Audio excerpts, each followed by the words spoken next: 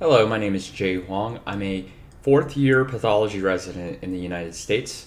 I will graduate pretty soon, like in 2 weeks. But anyway, I go over cases almost on the daily from head to toe, different organ systems. If you're interested in that, consider giving a like and subscribe.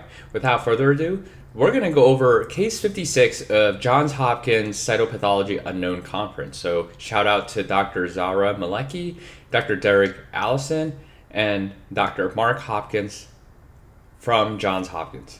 All right, so 68-year-old female with a paralaryngeal mass and lymphadenopathy.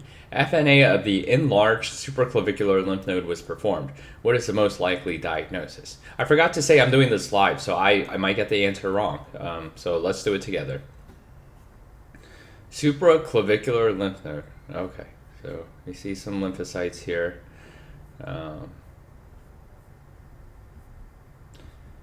I mean, they could be lymphocytes. I mean, some cells are epithelioid and they're going after a mass. Okay. So in a PAP, we can see better nuclear detail than the diff-quick, right? You see some kind of cohesive groups, maybe a little bit of salt and pepper, chromatin. It's kind of sparse here. They're not too enlarged compared to the red blood cells, background red blood cells. So, I mean, I don't think it's something high grade. All right, let's see what we got. Spindle cell squamous cell carcinoma, leiomyosarcoma, rhabdomyosarcoma, synovial sarcoma, malignant peripheral nerve sheath tumor. Wow, these are very rare entities. Okay, so is a spindle cell squamous cell? I don't see any keratinization. I don't think it's leiomyosarcoma because it's not vesicular. Rhabdomyosarcoma? I don't know. I think it could be synovial sarcoma. But, I mean, Because synovial sarcoma, they look pretty, they look like blue cells, right? And these cells are basaloid appearing. Malignant peripheral nerve sheath tumor, I don't think so. Let's go for synovial sarcoma. Oh, it's rhabdomyosarcoma. Okay, so on H&E, it's small round blue cell tumor, right? And you get a myogenin, MyoD1. Those stains with immature skeletal muscles. So that would cinch the diagnosis.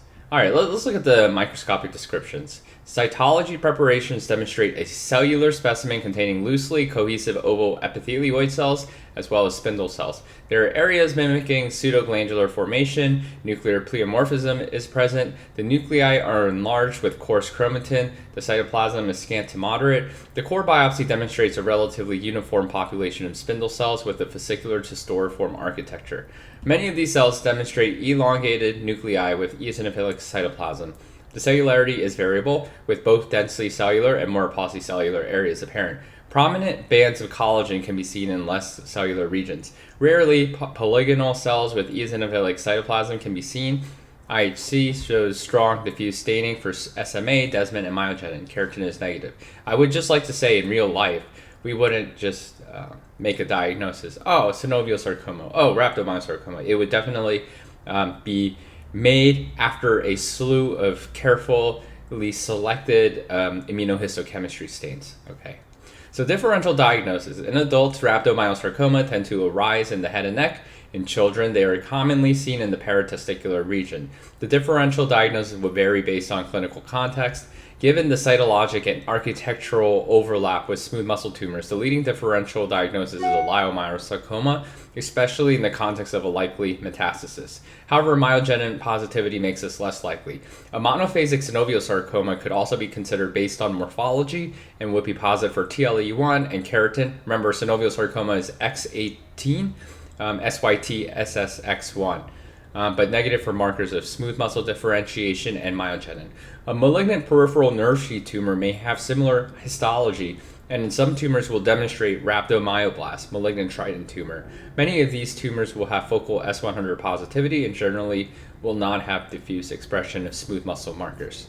All right, so in summary, this was an adult case head and neck case of a rhabdomyosarcoma, and rhabdomyosarcomas will stain with immature skeletal muscle markers like myogenin and MyoD1. All right, I will talk to you all next time. Bye.